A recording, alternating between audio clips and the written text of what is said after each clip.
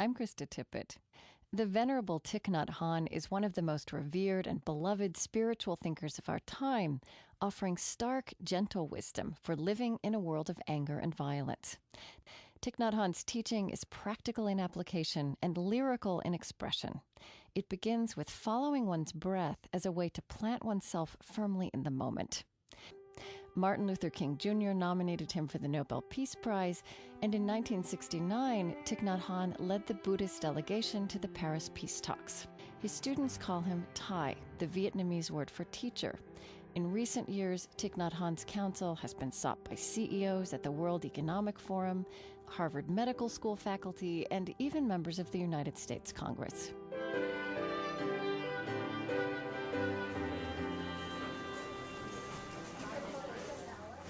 I met Thich Nhat Hanh at a lakeside retreat in Wisconsin, attended by some 500 people of many backgrounds and professions. Each day included teaching, rest, and seated and walking meditation, with a morning gathering in a sunlit auditorium. As you listen to my conversation with him, you may find his Vietnamese-French accent a little difficult to follow at first.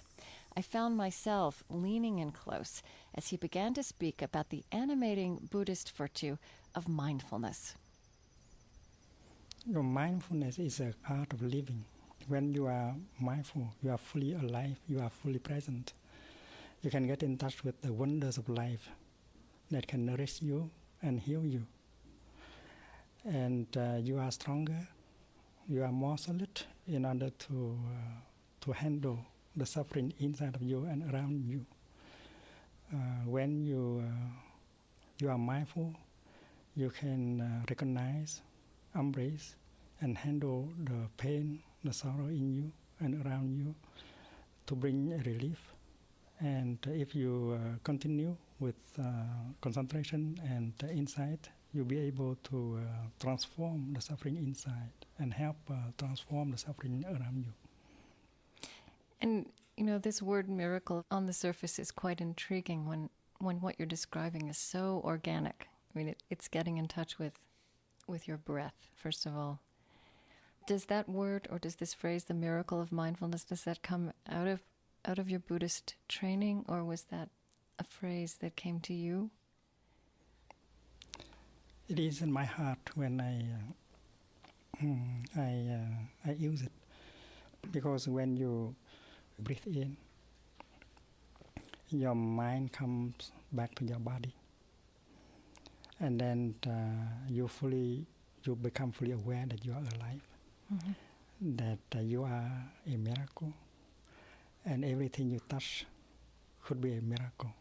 The orange in your hand, the blue sky, the face of a child, everything become a wonder. And in fact, there are wonders of life that are available in the here and the now. And you need to breathe mindfully in and out in order to be fully present and to get in touch with all these things. And that is a miracle, because you understand the nature of the suffering.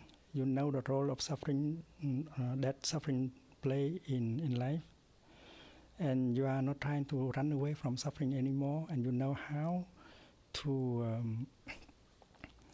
to make use of suffering in order to build peace and happiness. It's like growing lotus flowers. You cannot grow lotus flowers on marble. You have to grow them on the mud. Without mud, you cannot have a lotus flower. Without suffering, you have no ways in order to learn how to be understanding and compassion. That's why my definition of the kingdom of God is not a place where suffering is not, where there is no suffering. The kingdom of God? Yeah, because I would not like to go to a place where there is no suffering. I would not like to send my children to a place where there is no suffering, because in such a place, they have no ways to learn how to be understanding and compassionate. And the kingdom of God is a place where there is understanding and compassion, and therefore suffering should exist. And that's quite different from some religious perspectives which would say that the kingdom of God is a place where we've transcended suffering or moved beyond it. Yes. Yeah. And suffering and happiness, they are both organic, like a flower and garbage. If the flower is on her way to become a piece of garbage, and the garbage can be on her way to becoming a flower. Right. That is why you are not afraid of garbage. I think we have suffered a lot during the 20th century. We have created a lot of garbage. There was a lot of violence and hatred and separation.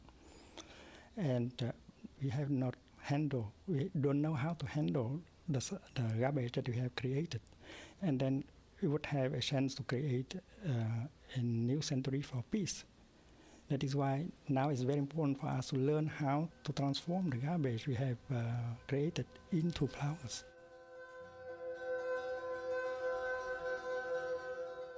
Vietnamese Zen master and poet Thich Nhat Hanh.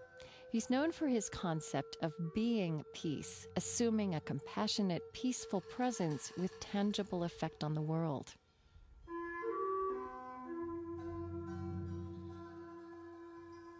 I look at the violence that marked the world in the period when you were a young monk. There was the Cold War. I mean, there was a certain kind of violence and hostility.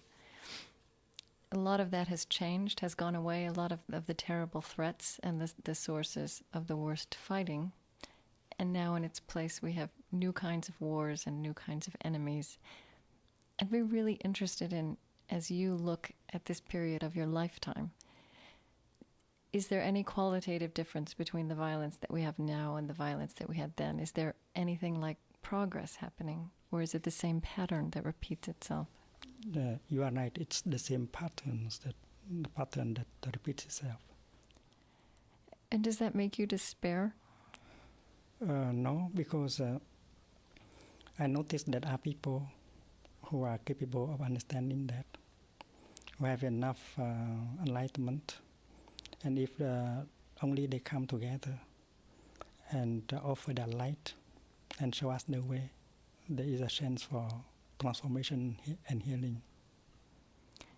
You know, in a retreat like this, you've gathered around you hundreds of people who are offering themselves up as individuals to this kind of training and mindfulness, and there's, you know, you're not just talking about peace here. There's a sense of peace.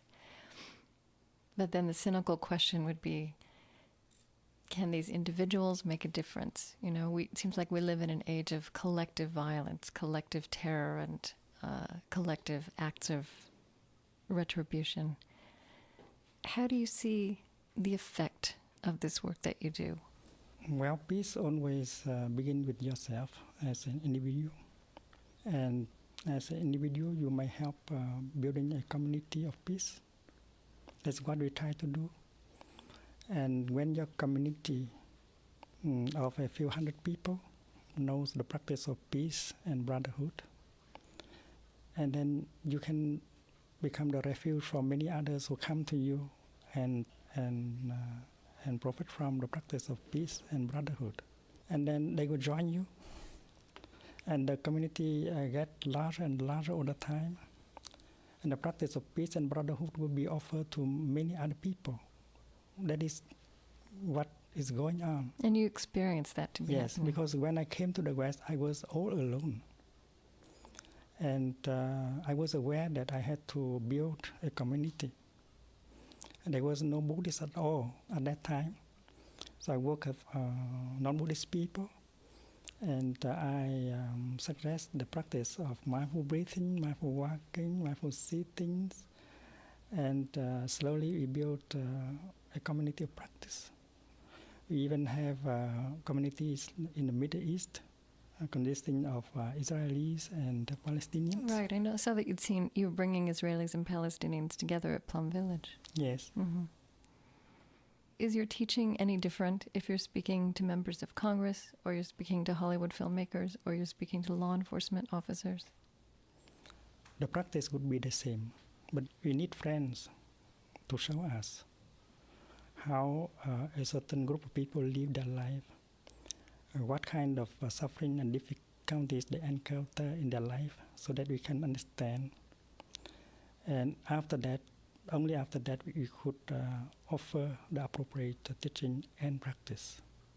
That is why we continue to learn every day with our practice and sharing.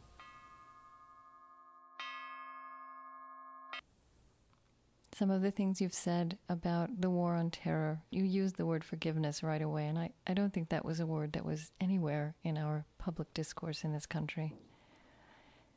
But I also heard you this morning when you were speaking with the group talking about the responsibility of everyone also for policies, global policies. Say some more about that, about what role individuals have to play even in something like the war on terror from your perspective.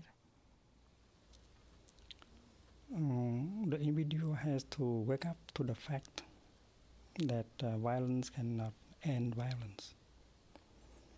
That only understanding and compassion can neutralize violence. Because with the practice of loving speech and compassionate listening, we can begin to understand people and help people to remove the wrong perceptions in them. Because these wrong perceptions are at the foundation of their anger, their fear, their violence, their hate. And listen deeply, you might be able to remove the wrong perception you have within yourself concerning you and concerning them. So the basic practice in order to remove terrorism and war is the practice of removing wrong perceptions, and that cannot be done with the bombs and the guns. And it is very important that